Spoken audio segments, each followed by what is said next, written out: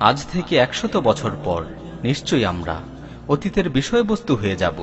পৃথিবীর কেউ আমাদের কথা স্মরণ রাখবে না, সবাই আমাদের ভুলে যাবে। আমরা কোন গাড়িতে চড়তাম, কোন বাড়িতে বসবাস করতাম, মানুষ তাও ভুলে যাবে। মানুষের হৃদয় থেকে আমাদের অস্তিত্বটুকু একেবারেই মুছে যাবে। কেউ আমাদের স্মরণ করবে না, আমাদের স্মরণ করার প্রয়োজন মনে করবে না। তবে আমরা যদি পৃথিবীতে কোনো উত্তম নিদর্শন রেখে যেতে পারি, তাহলে সেই উত্তম নিদর্শনগুলো দেখে হয়তো অনেকেই আমাদের স্মরণ করবে।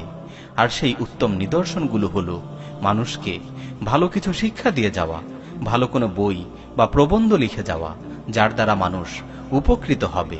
পৃথিবীতে নেক সন্তান রেখে যাওয়া, যেই সন্তান আমাদের জন্য দোয়া করবে। মসজিদ নির্মাণ করে যাওয়া, যেই মসজিদে আল্লাহর বান্দারা নামাজ আদায় করবে।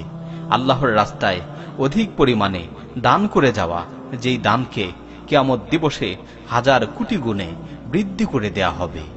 সুতরাং আসুন আমরা এমন কিছু নিদর্শন রেখে যাই, যার মাধ্যমে আমাদের সাদাকায়ে জারিয়ার সওয়াব হবে। পৃথিবীর সবাই আমাদের ভুলে গেলেও যেই সওয়াবগুলো আমাদের জন্য চলমান থাকবে। এই ক্ষণস্থায়ী পৃথিবী থেকে আমরা সকলেই চলে যাব, শুধুমাত্র আমাদের রেখে যাওয়া উত্তম নিদর্শনগুলোই বাকি থাকবে।